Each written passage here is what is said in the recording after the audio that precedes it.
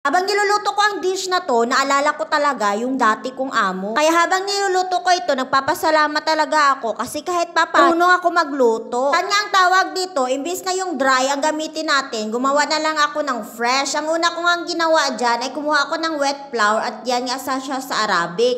Naglagay lang ako ng isang aso, nilagyan ko ng asin at tubig. Tiyan lang muna natin ang tubig at lamas-lamasin. Minsan talaga maganda maglamas ng harina pag walang glass. Nalalaman ko talaga kung dadagdagan pa ba ng tubig ang harina o tama na. Kasi pare-pareho ang takal ko minsan sa paggawa ko ng mga dough. Pero hindi ito dough ang gagawin natin ha. Glass na flour yan sa atin or wet flour. Ginamit kong harina dyan. I-rest ko lang yan siya hanggang sa matapos ko nang pakuluan yung ating manok. At sa kaldero nga, naglagay na lang ako dyan ng olive oil at sibuyas. Inisagisa ko lang yan dyan. At pagkatapos lumabas ng aroma, naglagay na rin ako ng bawang. Sa buong pampalasa, naglagay lang ako dyan ng lemon, hell, at cinnamon stick. Tapos nilagay ko na rin itong manok kasi dito na lang tayo babawi ng pag-isa. Ay papayon ko lang talaga sa inyo, sa pagluluto ng manok ay gisahin nyo ng maayos. Tapos nilagyan ko na lang dyan ng kamatis at palambutin lang natin itong kamatis. Saka natin ilalagay yung ating mga pampalasa. Sa pampalasa naman, naglagay lang ako dyan ng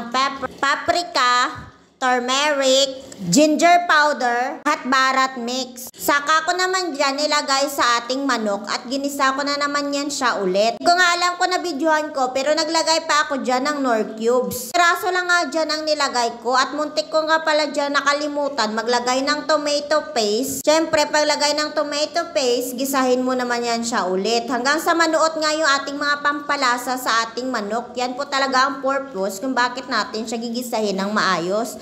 Naglagay na rin ako dyan ng tubig at muntik ko pang makalimutan, hindi pala ako naglagay ng asin kanina. So naglagay pa ako dyan ng asin hanggang sa kumulo yung ating manok ng mga 30 minutes.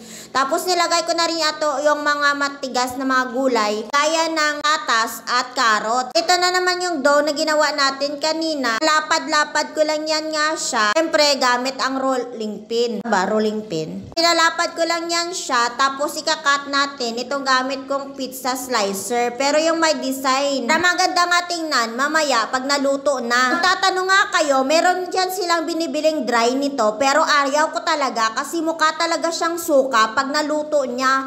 Parang nadunot na siya ba. Nilagay ko na nga yung ibang mga gulay. Inilagay ko na rin ito isa-isa yung minasa nating harina. Nakukulain ko lang yan siya ng mga tigti 10 minutes at luto na nga ito. Mabilis na naman ito maluto kasi ninipisan ko lang siya. At nilagay ko na nga sa hafida so ito na nga ang kanyang itsura. Hindi nga matatanda nito, kaya try nyo lang lutuin ito. So yun lang, thank you for watching. Don't forget to subscribe, share, and like my video. Sana po may natutunan kayo.